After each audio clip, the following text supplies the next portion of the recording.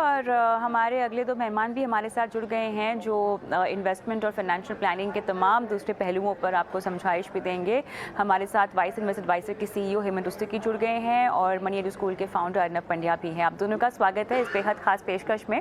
और आज हम बारीकी से दर्शकों को पूल अकाउंट्स के बारे में बताएंगे जिसके खिलाफ यहाँ पर सेबी ने आदेश दे दिया है तमाम स्टॉक ब्रोकर्स को, डिस्ट्रीब्यूटर्स को, इंटरमीडियरीज को, ऑनलाइन प्लेटफॉर्म्स को और एएमसीज को खास तौर से कहा गया है कि वो 1 जुलाई तक जो है कोई नई स्कीम या एनएफओ लॉन्च नहीं कर सकते हैं जब तक कि पूल अकाउंट्स का पूरा मामला सुलझ नहीं जाता है। तो लेकिन उससे पहले आप अगर एक निवेशक हैं, अगर आप म्यूचुअल फंड में पैसे लगाते हैं, अगर आप डिस्ट्रीब्यूटर के जरिए लगाते हैं, कोई ऑनलाइन प्लेटफॉर्म के जरिए लगाते हैं, तो ये पूल अकाउंट आपके किस मतलब का है, आपके किस काम का है, इस खबर का असर आप पर कैसे होगा, ये समझना बहुत ज़रूरी है। फिर आपको बताते हैं कि सेबी ने क्या आदेश दिया है और जो आदेश दिया है उसके पीछे क्या वजह है। तो अर्नब जी, पूल अकाउंट्स को बारीकी से अगर मैं समझना चाहूँ तो ये क्या है? अगर हम समझना चाहें कि पूल अकाउंट क्या है, तो वो एक सरल भाषा में एक ऐसा अकाउंट है, चाहे वो डिस्ट्रीब्यूटर का हो, कोई इंटरमीडियरी का हो या कोई एडवाइजर का हो, कि जहां पर क्लाइंट्स के पैसे एक इकट्ठा होते हैं और फिर वहां से आगे जाते हैं, यानी कि वहां से म्यूचुअल फंड को जाते हैं ताकि जो क्लाइंट ने निवेश किया हुआ है उनको फिर यूनिट्स अलॉट हो सके। तो इन सिंपल वर्ड्स अगर हम समझना चाहें तो जब आप कोई म्यूचुअल फंड में निवेश करने जाते हैं तो नॉर्मल कोर्स में जब आप डायरेक्टली इन्वेस्ट करते हैं तो क्या होता है कि आप म्यूचुअल फंड के नाम पैसा ट्रांसफर करते हैं उसके अकाउंट में, चेक या इवन ऑनलाइन पेमेंट जब होता है तब आपका पैसा सीधा आपके अकाउंट से म्यूचुअल फंड के पास जाता है। लेकिन जहां पर एक पूल अकाउंट है वहां पर पहले आपका पैसा इंटरमीडियरी के पूल अकाउंट में जाता है और फिर वहां से आगे म्यूचुअल फंड को जाता है। तो इसमें चिंता की बात यह होती है कि निवेशक को अपने हक का जो पैसा है उसके सामने यूनिट्स मिलने चाहिए और कोई फ्रॉड ना हो। ये पूरा मामला है, सिर्फ सेबी ने इस पे ध्यान इसीलिए दिया है ताकि इन्वेस्टर को के साथ कोई फ्रॉड ना हो और उनको उनके पैसों के सामने यूनिट्स मिल जाए। तो हेमंत जी, क्या इस तरह के पूल अकाउंट्स के जरिए कोई फ्रॉड सामने आए हैं या ये एक केवल एहतियातन कदम है जो सेबी ने उठाया है? और दूसरा, पूल अकाउंट्स ये कितने समय से चल रहा था? क्योंकि एक आम या रिटेल निवेशक जिसके लिए हम ये शो खड़ा करते हैं उनको शायद इतनी बारीकियों के बारे में पता नहीं है। मसलन अगर आप किसी ऑनलाइन प्लेटफॉर्म पर से म्यूचुअल फंड खरीदते हैं तो आप उस प्लेटफॉर्म के ज़रिए एक स्कीम में पैसे लगा देते हैं और आपको लगता है कि आपको यूनिट्स मिल गए हैं, जबकि ऐसा होता नहीं है। तो ये प्रक्रिया कब से शुरू हुई है और इसको लेके अब क्या क्या बारीकी है जो एक निवेशक होने के नाते मुझे पता होनी चाहिए? कविता, आई थिंक ये बहुत ही इंपॉर्टेंट एस्पेक्ट है इसका। देखिए, ये काफ़ी समय से चला आ रहा है, चाहे आप स्टॉक एक्सचेंज का प्लेटफॉर्म यूज़ करें या किसी फिनटेक के थ्रू इन्वेस्ट करें, तो बेसिकली और या किसी और प्लेटफॉर्म के थ्रू इन्वेस्ट करें, तो वहाँ पे ये पूल अकाउंटिंग काफ़ी समय से चल रहा था। और जैसा अर्नब ने कहा, आई थिंक क्लियरली इंटेंशन इस चेंजेस करने की ये है कि जो पैसा पूल अकाउंट में जाता है वो इन्वेस्टर्स के लिए यूज़ हो। जैसा आपने कहा कि ऐसा पहले कभी कुछ हुआ है, आपको याद होगा कि कार्वी के केस में ऐसा हुआ था कि जो इन्वेस्टर्स का मैंडेट था उनके लिए सिक्योरिटीज़ वगैरह खरीदने का, तो जो पूल अकाउंट में पैसे थे वो किसी और पर्पज़ के लिए इस्तेमाल हुए। तो वही एक केस जहाँ तक मुझे याद पड़ता है। बट आई थिंक ये एक एहतियातन तौर पे किया जा रहा है रेगुलेटर के पॉइंट ऑफ व्यू से। समझने की ज़रूरत ये है कि ये किस तरह से अब काम करेगा। देखिए, सबसे पहले तो मैं यहाँ कहना चाहूँगा कि जो पूल अकाउंटिंग का जो सर्कुलर है या जो चेंजेस आने हैं 1 जुलाई से, उसमें बैंकों को बाहर रखा गया है। क्योंकि अगर पूल ऑफ अकाउंट मेंटेन करते हैं, क्योंकि वो आरबीआई के द्वारा रेगुलेटेड है और काफ़ी अच्छे रेगुलेशंस हैं, तो बैंकिंग को सबसे पहले मैं बता दूं कि उससे उनको बाहर रखा गया है। फिर जैसे एनएससी या बीएससी के जो प्लेटफॉर्म है वहाँ पे भी क्या होता था कि एक पूल अकाउंट होता था और चाहे वो आपकी इन्वेस्टमेंट हो चाहे आपकी रिडम्पशन हो, दोनों की जो रूटिंग है वो पूल अकाउंट से होती थी। यानी जब आप इन्वेस्ट करते थे, मान लीजिए आपको 50,000 रुपये इन्वेस्ट करना है 5 स्कीम में, तो आप एक चेक देते थे या एक पेमेंट करते थे और 5 स्कीम की डिटेल देते थे कितना कितना पैसा आपको लगाना है। ये जो पैसा है वो उनके पूल अकाउंट में जाता था और वहां से फंड्स को इंडिविजुअली ट्रांसफर किया जाता था। अब सेबी ने कहा है कि ये पूल अकाउंटिंग बंद करना होगा पैसे जो है वो डायरेक्टली फंड हाउस के तक पहुंचने चाहिए। जैसे पहले मैंने कहा कि बैंकों को उससे बाहर रखा गया, बैंकिंग जो है बैंक्स जो है अभी भी रख सकते हैं, लेकिन जैसे एक्सचेंज की अगर हम बात करें, BSE या NSE, वहां पे जो क्रेडिट कॉर्पोरेशन ऑफ इंडिया का जो अकाउंट है उसको अब पूल की बजाय इस्तेमाल किया जाएगा। यानी जो पैसा आप NSE या BSE को देंगे वो वहां जाएगा और फिर फाइल जो अपलोड करेंगे BSE NSE उसके हिसाब से रिकंसिलेशन करके वो पैसा आगे जाएगा। दूसरी बात, जो प्लेटफॉर्म्स है बाकी जो पेमेंट गेटवे इस्तेमाल करते थे, जैसे रेजर पे हो गए या फिर बिल डेस्क हो गए, वहां पे पूल अकाउंटिंग बिल्कुल बंद होगा, क्योंकि वहां पे क्या होता था कि आपका अकाउंट डेबिट करके पूल अकाउंट में पैसा जाता था, वहां से म्यूचुअल फंड के पास जाता था। अब जो है उन्हें एक ऐसा मैकेनिज्म बनाना होगा कि वो जो पैसा आपके अकाउंट से डेबिट होने के बाद डायरेक्टली जो है वो म्यूचुअल फंड के अकाउंट में जाए, ताकि वो पैसा पूल अकाउंट में नहीं रहे और किसी तरह का अगर कुछ फ्रॉड या किसी तरह का जो मिसयूज है वो पैसे का ना हो पाए। तो आई थिंक ये बदलाव आएंगे 1 जुलाई से, और तब तक सेबी ने कहा है म्यूचुअल फंड्स को कि आप कोई भी नई स्कीम लॉन्च नहीं करेंगे, आपका पूरा फोकस जो है इस पे होना चाहिए, आप इसको इम्प्लीमेंट कीजिए। तो अर्नब जी, क्या आप समझदारी ये है कि हम सीधा AMC से ही किसी भी स्कीम की खरीदारी या बिक्री करें और इस तरह के इंटरमीडिएटरी प्लेटफॉर्म्स को अवॉइड करें, या आपको लगता है कि इनको अवॉइड करना सही है, बस इस तरह की इंटरमीडिएटरीज को अपना जो एक सिस्टम है वो सुनिश्चित करने का आखिरी मौका आप सेबी ने दिया है? मेरे हिसाब से देखिए, किसी भी प्लेटफॉर्म या इंटरमीडिएट को अवॉइड करने की कोई जरूरत नहीं है, क्योंकि अब तो बहुत क्लियर है कि जो सेफ्टी मेजर्स है इन्वेस्टर्स के लिए वो सभी के लिए लागू पड़ रहे हैं। अब जब आप फॉर एग्जांपल डायरेक्ट इन्वेस्टिंग करते हैं तो आप उसमें कोई इंटरमीडियरी को बीच में लाए बिना सीधा अमाउंट म्यूचुअल फंड को ट्रांसफर करते हैं। लेकिन मान लीजिए कि आप BSE या NSE के प्लेटफॉर्म से ले रहे हैं, तो वहां पर भी अब तो पूरी तरह से सेबी ने एटलीस्ट इंश्योर कर दिया है कि जो फंड्स है इन्वेस्टर का वो उसी के यूज में जाए। तो ये जो पूरी प्रक्रिया है सेबी ने की है, तो उसमें बहुत क्लियर है कि कोई भी प्रकार की तकलीफ ना हो, इसीलिए पूरा सिस्टम क्लीन अप कर दिया है। यानी कि पहले तो ये कहा गया था कि 1 अप्रैल से ये लागू होगा, लेकिन क्योंकि आज की तारीख तक म्यूचुअल फंड के पूरे सिस्टम में ये इंप्लीमेंट किया नहीं गया है, इसीलिए इसकी डेट अभी 1 जुलाई तक एडवांस कर दी है। लेकिन उस समय तक इसीलिए कहा गया है कि आप कोई नया NFO लॉन्च ना करें। तो मेरे हिसाब से कि सिर्फ इसी कारण की कोई प्रॉब्लम हो सकता है, उसको लेकर आपको कोई भी प्लेटफॉर्म को अवॉइड करना नहीं है, क्योंकि अब सेफ्टी सिस्टम्स इन प्लेस है। तो आपको तो सिर्फ इतना ही ध्यान देना है कि जब भी आप निवेश करें तो आप ये सुनिश्चित कर दें कि पैसा आपका प्रॉपरली म्यूचुअल फंड के पास जा रहा है और आप सही जगह पे ही उसे ट्रांसफर कर रहे हैं। इतना अगर आप ध्यान रखेंगे तो फिर आपको कोई तकलीफ नहीं। चलिए, तो यहाँ पे लगातार हम देख रहे हैं कि सेबी निवेशकों के हितों के लिए काम कर रहा है और एक के बाद एक तमाम यहाँ पर आदेश और ऐलान जो है वो निकलते हुए आते हुए हमें दिखाई दे रहे हैं। इसी बीच म्यूचुअल फंड में अब बेंचमार्क का नया फंडा है जिसको सेबी ने हाईलाइट किया है और इसकी बारीकियाँ जो हैं वो हम समझेंगे। तो हेमंत जी, एक तो होता है कि आप अपने फंड की जो तुलना जब भी करते हैं या एक फ़ंड को एक बेंचमार्क का सहारा लेके बताना होता है कि ये इसके इस बेंचमार्क पर आधारित है, लेकिन अब इसमें थोड़ा सा बदलाव करते हुए चुनिंदा स्कीम्स में हम फर्स्ट टियर बेंचमार्क देखेंगे और सेकंड टियर बेंचमार्क देखेंगे। जो सेकंड टियर बेंचमार्क की यहाँ बात हो रही है वो बेसिकली फ़ंड की स्ट्रैटेजी से जुड़ा हुआ बेंचमार्क होगा, जो कि चुनिंदा स्कीम्स को इस्टेब्लिश करना होगा। तो थोड़ा सा इसको बारीकी से हम समझते हैं। तो हेमंत जी, बेंचमार्क की प्रक्रिया अमूमन निवेशकों को पता होती है या इसका महत्व पता होता है, लेकिन जिस तरह की फर्स्ट ईयर बेंचमार्क और सेकंड ईयर बेंचमार्क की बात की जा रही है, इसमें स्पेसिफिकली क्या बातें हाईलाइट की गई हैं? आई थिंक मुझे लगता है कविता, ये बहुत इंपॉर्टेंट स्टेप है सेबी के द्वारा।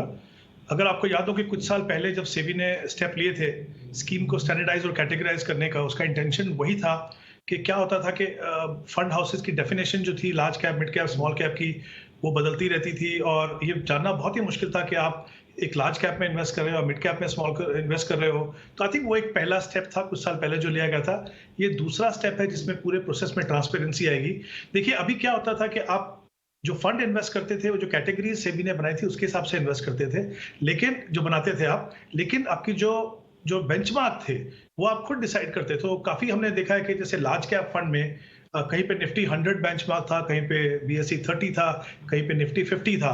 तो बहुत ही मुश्किल था, इसलिए हम हमेशा कहते थे कि बेंचमार्क के अगेंस्ट तो परफॉर्मेंस देखोगे ही, आप पीयर ग्रुप के सामने देखिए, वही आपको बहुत क्लैरिटी देगी। तो आई थिंक इससे क्या होगा, जैसा आपने बिल्कुल सही कहा, टीयर 1 और टीयर 2। टीयर 1 जो है हर कैटेगरी का एक बेंचमार्क होगा। तो जैसे लार्ज कैप फंड्स हैं उसमें निफ्टी 100 जो है बेंचमार्क होगा। तो अक्रॉस द इंडस्ट्री जितने भी लार्ज कैप फंड है उनको ये बेंचमार्क रखना होगा। उसी तरह से हर कैटेगरी के अलग अलग बेंचमार्क रखे गए हैं। तो इससे अब क्या होगा, जो भी आप एनालिसिस देखेंगे आप देख पाएंगे कि वो वाकई में आपको सही पिक्चर दिखाएगा। एज एन इन्वेस्टर जब भी आप कंपेयर करना चाहोगे परफॉर्मेंस को बेंचमार्क के सामने, तो आपको पता है कि सारी की सारी जो इंडस्ट्री है वो एक ही बेंचमार्क को फॉलो कर रही है। टीयर 2 जो है वो, जैसा आपने बिल्कुल सही कहा, वो फंड की बेसिकली उनकी अपनी स्ट्रैटेजी या स्टाइल बताएगी, चाहे वो इक्विटी में हो या डेट में। ऑफ कोर्स वहाँ पे क्रेडिट क्वालिटी और दूसरे फैक्टर्स आएंगे यहाँ पे।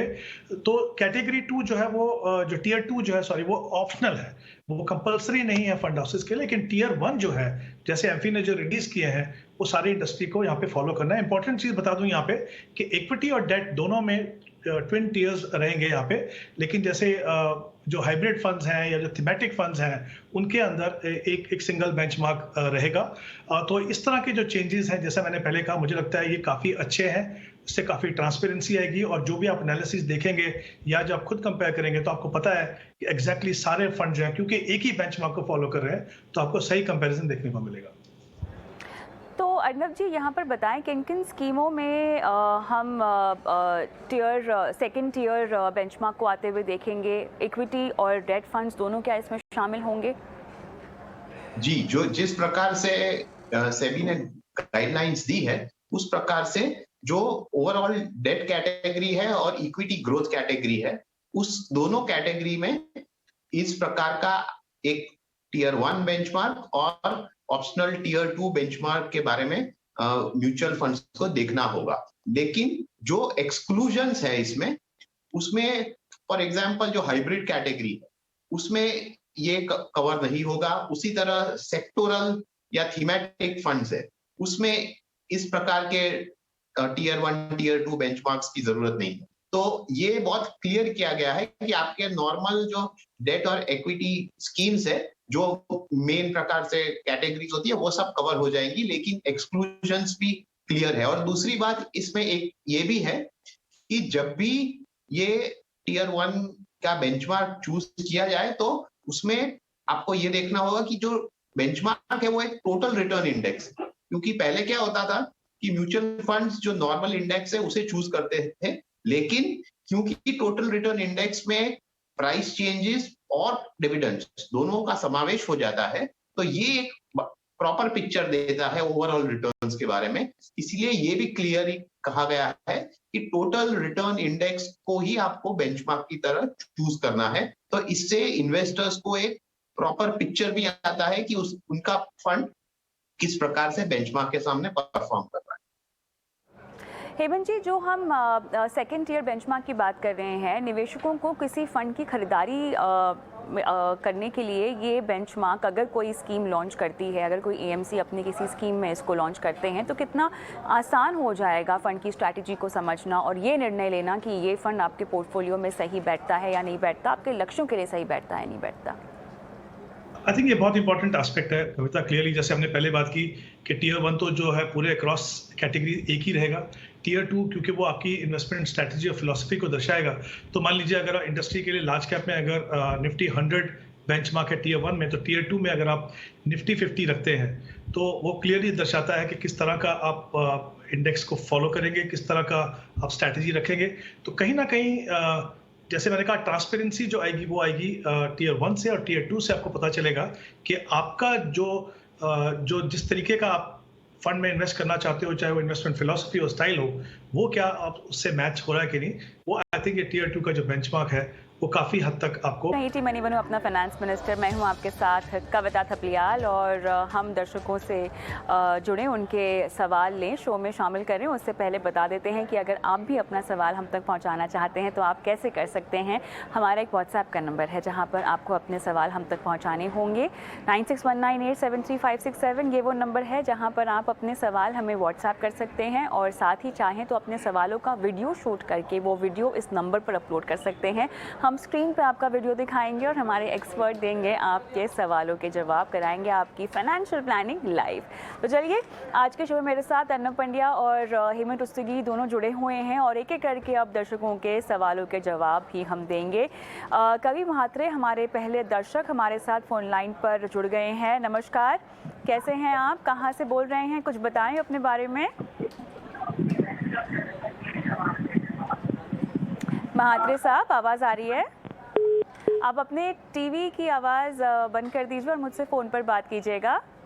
चलिए, मेरे ख्याल से फ़ोन लाइन कट हो गई है, वापस से जुड़ेंगे इनसे। लेकिन हेमंत जी, इनका सवाल मेरे ख्याल से आपके पास भी है, और इन्होंने 15 साल में 1 करोड़ का लक्ष्य रखा है। 7 फंड्स में 27,000 रुपये की SIP कर रहे हैं, और पराग पारेख का फ्लेक्सी कैप है, कैनरा रोबेको का ब्लू चिप है, मिरासेट का टैक्स सेवर है, एक्सिस स्मॉल कैप है, एक्सिस का ही मिड कैप फंड है, SBI का फोकस फंड है इनके पास, ICICI प्रू टेक्नोलॉजी फंड भी है। कवि महात्रे के हमारे साथ फ़ोन लाइन पर हैं। चलिए, जब तक ये हमारे साथ फ़ोन लाइन पर जुड़ते हैं और हम और डिटेल्स लें इनसे बात करके, हेमंत जी, 1 करोड़ का लक्ष्य, निवेश राशि क्या पर्याप्त है, 15 साल का समय? यस कविता, आई थिंक इनकी जो इन्वेस्टमेंट है वो करीब 27,000 की है, और इनका जो टाइम होराइजन है वो करीब 15 साल है, जिसमें इनको 1 करोड़ बनाना है। तो अगर मैं, क्योंकि 15 साल का टाइम होराइजन है, तो हम अगर 12% का एनुअलाइज रिटर्न मान के चलें तो इनको करीब 20,000 रुपीज़ इन्वेस्ट करना है अपने लक्ष्य तक पहुंचने के लिए। तो इनकी जो करंट इन्वेस्टमेंट है वो इनकी जो रिक्वायरमेंट है उससे ज़्यादा है, बट आई थिंक इंपॉर्टेंट चीज़ ये भी है कि आप एक समय पे एक लक्ष्य बनाते हैं और आगे जाके आपको पता चलता है कि शायद आपको और कुछ ऐड करने की जरूरत है, क्योंकि आपका लाइफस्टाइल, आपकी जो इनकम लेवल सब बदलती है। तो उसके हिसाब से तो डेफिनेटली उनके पास एडिशनल है, तो उनको मुझे लगता नहीं कि इस लक्ष्य को पूरा करने में कोई प्रॉब्लम होगी। बट मैं चाहूंगा कि कुछ समय जाके वो अपना लक्ष्य को फिर से, अगर चाहें तो टारगेट को थोड़ा सा रिवाइज करें। तो एक तो जहां तक इसका सवाल है। दूसरा, मैं चाहूंगा कि एक तो ये गोल हो गया इनका, दूसरे गोल भी अगर लॉन्ग टर्म है तो उसको अगर ये डिफाइन कर ले, ताकि वो प्रॉपरली फिर जो रिसोर्सेज है वो एलोकेट हो सके। जहां तक फंड का सवाल है, मुझे लगता है ओवरऑल फंड सिलेक्शन अच्छी है। शायद 1-2 फंड कम हो सकते हैं, बट मुझे लगता है कि ओवरऑल फंड सिलेक्शन अच्छी। सिर्फ एक ही जो इनका जो फंड है, जैसे ICICI टेक फंड जो है, जैसा कि हम जानते हैं एक सेक्टर फंड है, नैरो इन्वेस्टमेंट यूनिवर्स है, उसका परफॉर्मेंस अच्छी है, उस कैटेगरी का फंड अच्छा है, लेकिन उसको ट्रैक करना थोड़ा सा एक ट्रिकी हो सकता है किसी भी एक आम निवेशक के लिए। तो मुझे लगता है कि शायद उसका पैसा जो है अगर वो बंद करके SBI फोकस में लगाएं, जो फ्लेक्सी कैप कैटेगरी में एक फोकस्ड फंड है, कंसंट्रेटेड बेट्स लेता है, काफ़ी अच्छी परफॉर्मेंस है। मुझे लगता नहीं कि बहुत ज़्यादा उनको कंप्रोमाइज करना पड़ेगा परफॉर्मेंस में, बट मुझे लगता है level of diversification point of view से और ईज ऑफ मॉनिटरिंग के पॉइंट ऑफ व्यू से ये अगर एक पोर्टफोलियो में बदलाव करें तो इनके लिए सही रहेगा। जैसा मैंने कहा, ये टारगेट पूरा होने में मुझे लगता नहीं, अगर ये प्रोसेस को कंटिन्यू करें 15 साल तक, कोई प्रॉब्लम आने की होगी। चलिए, यहाँ पर अगर हमारे साथ फ़ोन लाइन पर होते महात्रे जी तो और बेटर होता, हम और बारीकी से इनसे बातचीत कर पाते, जान पाते कि इनका लक्ष्य जो ये चाहते हैं 15 साल में पूरा हो, क्या इनके लिए पर्याप्त होगा या नहीं होगा। बहरहाल, सलाह अगर आपने सुन ली है तो ये बदलाव आपको रेकमेंड किए जा रहे हैं। उद्धव मोरे हमारे अगले दर्शक हमारे साथ फ़ोन लाइन पर हैं। उद्धव जी, नमस्कार, कहाँ से बोल रहे हैं सर? जी मैम, आवाज़ आ रही है? आवाज़ आ रही है आपको? बहुत बढ़िया। मुझे बताएं, आपने अपनी बच्चे की स्कूल फीस के लिए कुछ इन्वेस्टमेंट करने के बारे में सोचा है ना? क्या सवाल है आपका? जी मैम, मुझे 65,000 एवरी 6 मंथ में मेरे बच्चे की स्कूल फीस भरनी होती है, तो उसके लिए मैंने कुछ SIP चालू किए हैं। 9,000 in HDFC low duration fund, 9,000 in ICICI prudential savings fund and 2,000 in Axis flexi cap. तो मेरा सवाल है कि ये ठीक है या should I change to some other SIP? तो आपको ये पैसों की ज़रूरत कब से पड़ने वाली है? एवरी 6 मंथ में, अभी एक्चुअली नेक्स्ट ईयर से है मैम। अगले साल से ही? और आपने ये निवेश कब से शुरू किया है? लास्ट ईयर से। ओके, और आपने ये जो फंड्स इकट्ठा किए हैं, आपने सलाह ली है किसी से? नो मैम, मैंने खुद ही थोड़ा सा रिसर्च करके एक SIP चालू की थी। ऑलराइट अर्नब जी, तो इनका तो लक्ष्य काफ़ी शॉर्ट टर्म का है और इनको अगले साल से ही लगभग 65,000 की ज़रूरत होगी, जिसके लिए अभी फ़िलहाल 20,000 के आसपास का निवेश कर रहे हैं 3 फंड्स में। फ़ंड का सिलेक्शन इतने शॉर्ट टर्म के लिहाज से आपके मुताबिक क्या ठीक है? देखिए, जब भी आपका कोई लक्ष्य शॉर्ट टर्म हो, और इनका लक्ष्य नॉट ओनली शॉर्ट टर्म है लेकिन रिकरिंग है शॉर्ट टर्म, यानी कि हर 6 महीने, क्योंकि स्कूल की फीस है तो 2 टर्म में देनी होती है, तो हर 6 महीने 65,000 आएंगे, यानी कि एनुअली 1,30,000 आएंगे। तो जब भी आपका कोई भी लक्ष्य इस प्रकार का शॉर्ट टर्म हो, और ये तो वेरी शॉर्ट टर्म कहलाएगा, तो इसके लिए आपको डेट फंड्स की जरूरत है पोर्टफोलियो में, और वो भी उस प्रकार के डेट फंड्स जो काफी लो ड्यूरेशन पे हो, ताकि वहां पर इंटरेस्ट रेट रिस्क जितना कम हो सके उतना आप कर ले। तो मेरे हिसाब से इनका जो गोल है उसके लिए उनको प्योर डेट फंड्स और वो भी लो ड्यूरेशन फंड्स की जरूरत है। अगर हम देखें कि उन्होंने ऑलरेडी SIP कहां पर चालू कर रही है, तो उसमें से एक फंड जो है, जो एक्सिस फ्लेक्सी कैप फंड, वो तो एक इक्विटी फंड है, तो वो ऑब्वियसली ये गोल के लिए यूज नहीं हो सकता। दूसरा जो फंड है HDFC का लो ड्यूरेशन फंड, वो एक सही फंड है, क्योंकि वहां पर जो रिक्वायरमेंट है वो ये मीट करेगा। और तीसरा जो प्रू ICICI का फंड है, वो भी लो ड्यूरेशन फंड है। तो 2 फंड जो इन्होंने सिलेक्ट किए हुए हैं वो ये गोल के लिए सही है। और क्योंकि उनको 1,30,000 पर ईयर चाहिए, विच मीन्स अप्रोक्सीमेटली इनको 11,000 पर मंथ का अगर वो निवेश करेंगे, तो उनका जो रिक्वायरमेंट है वो कंटिन्यूअसली मीट होता जाएगा। क्योंकि देखिए, ये जो लो ड्यूरेशन फंड्स हैं वो आपको रिटर्न्स कम देंगे, यानी कि अराउंड 4.5% का आपको एक एवरेज रिटर्न हम देख रहे हैं कि आ रहा है इस प्रकार के फंड में। लेकिन ये फंड इसीलिए है जहां पर आप रिटर्न पर ध्यान ना दें लेकिन सेफ्टी पर ध्यान दें। तो इनका जो निवेश है इस प्रकार के लो ड्यूरेशन फंड्स में, वो इनके रिक्वायरमेंट से थोड़ा ज्यादा है, तो इनका गोल तो इससे मीट हो जाएगा। लेकिन अगर इनके पास एक्स्ट्रा मनी है तो वो मनी एक शॉर्ट फंड से वो जी आगे जाके कोई और गोल के लिए वो निवेश कर सकते हैं। ऑलराइट उद्धव जी, और कोई सवाल पूछना है आपको? No ma'am, thank you. चलिए, ऑल द बेस्ट आपके इन्वेस्टमेंट्स के लिए। उम्मीद करते हैं कि आपको जो इस लक्ष्य की तलाश है या जिसके लिए आपने इन्वेस्टमेंट शुरू की है वो आप अचीव कर लें। निखिल पाटिल हमारे अगले दर्शक फोन लाइन पर हमारे साथ है। निखिल जी नमस्कार सर। नमस्ते मैम, मेरा नाम निखिल है। मेरा सवाल ये था कि मैं 2013 से जीवन सरल पॉलिसी में 2,042 रुपए हर महीने इन्वेस्ट कर रहा हूँ 35 साल के लिए। और दूसरा एक है कि LIC की जीवन आनंद पॉलिसी है, उसमें 2,000 रुपए हर महीने 2019 से इन्वेस्ट कर रहा हूँ 25 साल के लिए। तो मुझे और 2,000 रुपए मंथली की SIP चालू करनी है म्यूचुअल फंड में, तो कौन सा फंड मेरे लिए सही रहेगा? और ये मेरी जो जीवन सरल पॉलिसी है वो मैं बंद करूँ या चालू रखूँ? ऑलराइट, जीवन सरल और जीवन आनंद है ना, ये दोनों आपके पास है? हाँ। और आपने अभी तक किसी म्यूचुअल फंड में शुरुआत नहीं की है इन्वेस्टमेंट की? नहीं, अभी फर्स्ट टाइम इन्वेस्टमेंट करना चाह रहा हूँ, तो कौन से फंड में इन्वेस्ट करूँ? कितना करेंगे, कितने साल के लिए करेंगे, और क्या आपका आर्थिक लक्ष्य होगा जो आपको इकट्ठा करना होगा? 2,000 रुपये मंथली करना चाहता हूँ और 25-30 साल के लिए इन्वेस्टमेंट करना चाहता हूँ। आपका सम एश्योर्ड इन पॉलिसीज में क्या है? 5 लाख रुपए का। दोनों में? हाँ, दोनों में 5-5 लाख रुपए का है। ऑलराइट, हेमंत जी, कहीं ना कहीं इंश्योरेंस और इन्वेस्टमेंट में फ़र्क समझना बहुत ज़रूरी है निखिल जी के लिए। और इन दोनों पॉलिसी में हर महीना अगर ये प्रीमियम भरते हैं, उसके बजाय अगर SIP कर रहे होते तो आज काफ़ी मुनाफा इनको ऑलरेडी हो चुका होता। देर आए दुरुस्त आए। अब इन दोनों पॉलिसीज़ में से निकलने की आप क्या रणनीति इनको देंगे, ये बताएं।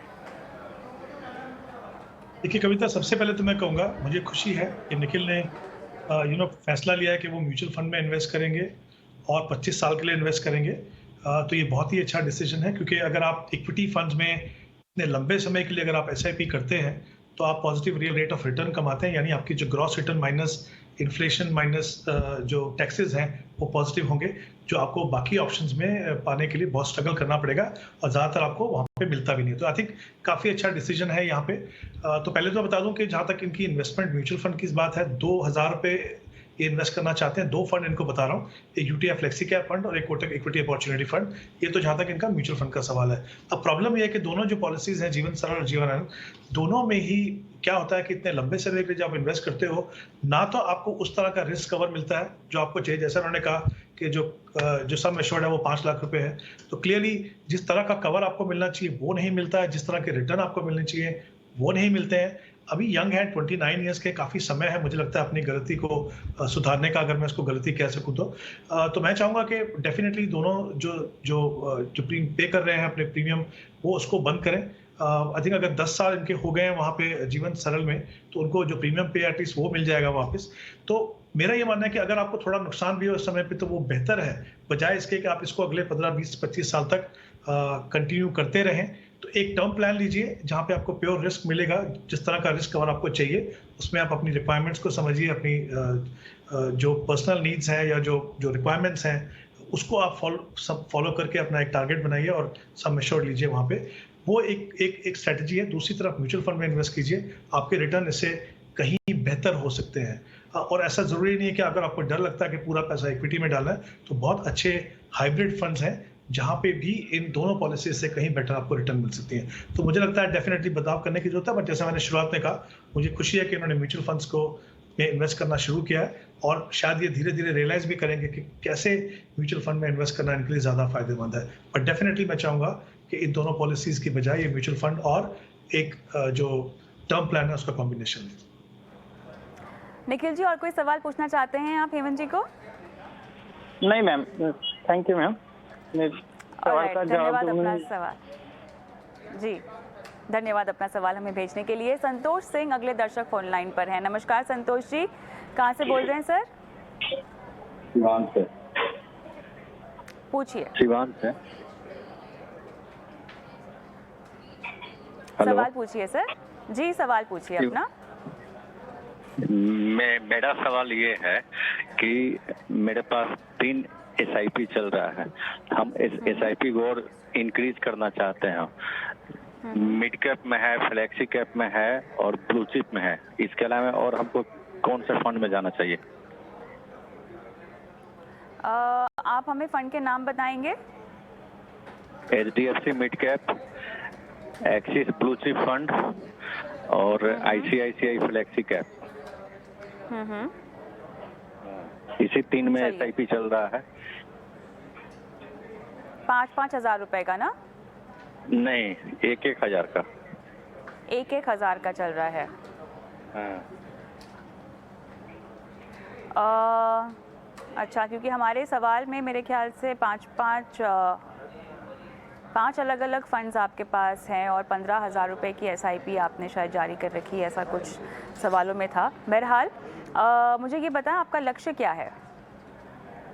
मेरा लक्ष्य है कि हमको 2035 तक कम से कम 1 करोड़ रुपया मेरे पास आना चाहिए। 2035 तक, ठीक है। निवेश को बढ़ाना होगा और आपके फंड का सिलेक्शन कैसा है ये बताएंगे हमें। अर्णव जी बताएं क्या सलाह होगी इनके लिए? देखिए, इनका जो लक्ष्य है वो अप्रोक्सीमेटली 13 साल दूर है और जिस प्रकार से उनको 1 करोड़ रुपए चाहिए, तो मेरे हिसाब से इनको around assuming a rate of return of 12%, around 24-25,000 per month का निवेश करना होगा। लेकिन आज की तारीख में अगर हम इनका निवेश देखें तो सिर्फ 3,000 है, यानी कि उनको अपना एग्जिस्टिंग निवेश कई मल्टीफोल्ड बढ़ाना होगा ताकि वो अपने गोल की तरफ पहुंच सके। अगर मैं इनका ओवरऑल पोर्टफोलियो के बारे में भी बात करूं तो देखिए, वो एक रेगुलरली एक सुकन्या समृद्धि स्कीम में भी निवेश कर रहे हैं, वो अच्छा है। अपने गर्ल चाइल्ड के लिए उसका एक सेपरेट पोजीशन है पोर्टफोलियो में। लेकिन एक 7,000 रुपीज का एक पोस्ट ऑफिस का रिकरिंग डिपॉजिट भी है। अगर ये कोई शॉर्ट टर्म या स्पेसिफिक गोल के लिए नहीं है तो ओवरऑल वो ये अमाउंट है वो एसआईपी की तरफ डाइवर्ट कर सकते हैं ताकि उनका रिटर्न्स बढ़े और वो अपने टारगेट की तरफ आगे बढ़ सके। In terms of quality of portfolio मेरे हिसाब से एक्सिस का फंड अच्छा है, ट्रू आईसीआईसी का फ्लेक्सी कैप फंड भी अच्छा है। ये जो मिड कैप फंड है, मेरा सुझाव ये है कि वो अगर एचडीएफसी मिड कैप से बदलकर कोटक इमर्जिंग इक्विटीज में जाए तो अच्छा रहेगा, क्योंकि over a longer period of time Kotak का एक बहुत कंसिस्टेंट परफॉर्मेंस रहा है। और पहले थोड़ी एडिशनल अमाउंट्स आए तो इन्हीं 3 फंड में ऐड करते जाए, और आगे जाते हुए मेरा ये भी मानना है कि उनके पोर्टफोलियो के लिए क्योंकि थोड़ा एग्रेसिव बनना पड़ेगा तो एक फोकस्ड फंड जिसमें एसबीआई फोकस्ड फंड को भी ये ऐड कर सकते हैं ताकि एक क्लियर डायरेक्शन के साथ उनके पोर्टफोलियो में ग्रोथ की अपेक्षा वो रख सके। ऑलराइट, चलिए इसी के साथ शो को आगे बढ़ाते हैं और वक्त हो गया है निवेश का गुरु मंत्र जानने का।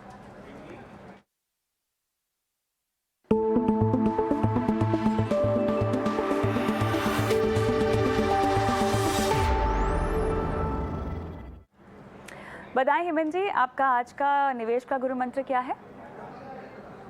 अभी तो मैं कहना चाहूंगा कि एसेट एलोकेशन डिसाइड करने के लिए थंब रूल की बजाय आपका जो टाइम होराइजन है, आपका जो रिस्क प्रोफाइल है, आपकी जो रिक्वायरमेंट्स हैं उनको फॉलो कीजिए, क्योंकि जब आप थंब रूल फॉलो करते हैं तो या तो आपका पोर्टफोलियो बहुत एग्रेसिव बन सकता है या आपका पोर्टफोलियो बहुत कंजर्वेटिव बन सकता है। तो याद रखिए, थंब रूल की जगह आपकी जो अपनी रिक्वायरमेंट्स है, टाइम होराइजन है, उसको देख के अपना एसेट एलोकेशन बनाइए ताकि आपको रिस्क और रिवॉर्ड के बीच में सही बैलेंस बना सके। अर्नब जी, आपका गुरु मंत्र? मेरा कहना ये है कि इन योर लाइफ की जब आपके पास रिस्क लेने की क्षमता हो तब आपको अपने पोर्टफोलियो को उसके मुताबिक बनाना चाहिए, क्योंकि कई बार ऐसा होता है कि लोग जब यंग होते हैं या रिस्क लेने की उनमें क्षमता होती है तब वो एक कंजर्वेटिव प्ले करते हैं, और उससे क्या होता है कि बाद में जब आपको एक्चुअली रिस्क लेना पड़े तब आपके पास चॉइस नहीं रहता और आपको एक्स्ट्रा रिस्क लेना पड़ता है। तो जब भी आपके पास चांस हो तो आप अपना पोर्टफोलियो उसी तरह से बनाइए और उस तरह का रिस्क अपने पोर्टफोलियो में शामिल कीजिए। ऑलराइट, चलिए अब एक और बार रुक करेंगे दर्शकों के सवालों की ओर, और ट्विटर के जरिए सौरभ चक्रवर्ती ने अपना सवाल हमें भेजा है। हेमंत जी, 6 अलग अलग फंड में ये निवेश कर रहे हैं, लगभग 75,000 रुपये की इनकी एसआईपी चल रही है हर महीना, और 5 करोड़ रुपए चाहिए इनको 15 साल के बाद। फंड्स का नाम मैं बता देती हूँ, यूटीआई नेक्स्ट 50 इनके पास है, यूटीआई का ही फ्लेक्सी कैप है, डीएसपी का मिड कैप है, एचडीएफसी का स्मॉल कैप फंड है, और कोटक फ्लेक्सी कैप इनके पास है, आईसीआईसीआई प्रू का वैल्यू डिस्कवरी फंड इनके पास है। कब से इन्वेस्टमेंट कर रहे हैं उसकी जानकारी हमारे पास नहीं है, लेकिन बहरहाल 5 करोड़ रुपए 15 साल में इस निवेश के जरिए क्या ये अचीव कर पाएंगे? कविता, देखिए, अगर हम इनका टाइम होराइजन देख के चलें, फिर से अगर हम 12% एनुअलाइज रिटर्न मान के चलें तो इनकी जो इन्वेस्टमेंट है वो करीब 1 लाख होनी चाहिए इनको लक्ष्य तक पहुंचने के लिए। अभी जो इनकी इन्वेस्टमेंट है वो 75,000 है, तो जाहिर सी बात है इनको अपनी इन्वेस्टमेंट को 25,000 से बढ़ाना पड़ेगा। जितना जल्दी हो सके उसको बढ़ाएं ताकि अपने लक्ष्य तक पहुंच सके। जहाँ तक फंड सिलेक्शन का सवाल है, ओवरऑल मैं कहूँगा फंड सिलेक्शन अच्छी है, उसमें ज़्यादातर एक्टिव फंड है, एक पैसिव फंड भी है, कॉम्बिनेशन बिल्कुल सही है। लेकिन मैं चाहूँगा कि जो उनकी एलोकेशन है, जैसे निफ्टी 50 है उसमें 20,000 की बजाय 15,000 करें, डीएसपी मिड कैप में भी 20,000 की जगह 15,000 करें, और कोटक फ्लेक्सी कैप में भी 20,000 की जगह 15,000 करें। तो ये जो एक्स्ट्रा पैसा जो होगा 15,000, ये 2 फंड इनके पास ऑलरेडी जो है, यूटीआई फ्लेक्सी कैप और आईसीआईसीआई डिस्कवरी, मैं चाहूँगा कि वहाँ पे उनको एलोकेशन बढ़ाएं ताकि उनका पोर्टफोलियो जरा और ज़्यादा इफेक्टिव और बहुत और ज़्यादा बैलेंस बन सके। ऑलराइट, चलिए जल्दी से अगला सवाल भी लेंगे। करण सिंघानिया का सवाल, और ये इन्वेस्टमेंट की शुरुआत ही करना चाहते हैं। कह रहे हैं 15 साल में इनको चाहिए 50 लाख रुपए, और उसके लिए इन्वेस्टमेंट स्ट्रैटेजी ये जानना चाहते हैं, और कम से कम चार्ज लगे इस तरह का म्यूचुअल फंड इनको चाहिए। कितने की इनको एसआईपी से शुरुआत करनी चाहिए 50 लाख रुपए की लिए 15 साल में, अर्नब जी, जो ये अचीव करना चाहते हैं?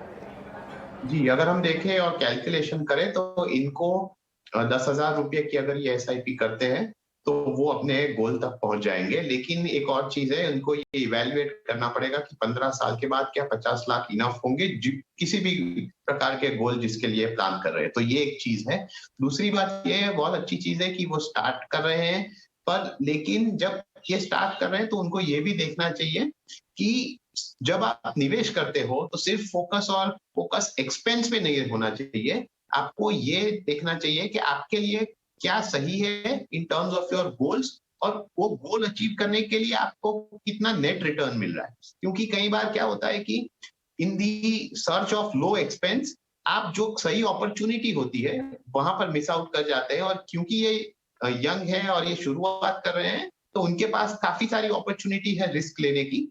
तो मेरा इनको यही कहना है कि आप, अगर आपको पैसिव फंड्स भी अपने पोर्टफोलियो में शामिल करना है तो वो भी एक अच्छी बात है, लेकिन एक ऐसा मिक्स कीजिए एक्टिव पैसिव फंड्स का जहां से आप अपने गोल्स को अचीव कर सके और ओवरऑल आपके मुताबिक ही आप रिस्क लें। तो यहाँ पर किस तरह के फंड्स आप इनको रेकमेंड कर रहे हैं? तो मेरे हिसाब से इनको एक फ्लेक्सी कैप में पराग परिक का फ्लेक्सी कैप और एक लार्ज कैप फंड में मिराई एसेट का लार्ज कैप फंड से शुरुआत करनी चाहिए। आगे जाते हुए जैसे पैसे आएंगे वैसे वो एडिशनल फंड्स भी ऐड कर सकते हैं। ऑलराइट, चलिए, तो ये सलाह आपको दी जा रही है आपके इन्वेस्टमेंट की शुरुआत के लिए। करण, बहुत बहुत धन्यवाद आप दोनों का इस खास पेशकश में शामिल होकर दर्शकों की फाइनेंशियल प्लानिंग आज करवाने के लिए। और मुझे भी आप इजाज़त दें, लेकिन इस वादे के साथ कि आपके सवाल आप हमें भेजते रहेंगे। कहाँ भेजने हैं? व्हाट्सएप नंबर आपकी स्क्रीन पे फ्लैश हो रहा है, यहाँ पर अपने सवाल आप व्हाट्सएप कीजिएगा। चाहें तो सवाल को वीडियो के रूप में शूट करके भी इस नंबर पर अपलोड कर सकते हैं, 9619873567। ये वो नंबर है जहाँ पर हमें इंतज़ार होगा आपके सवालों का। दीजिए इजाज़त, नमस्कार।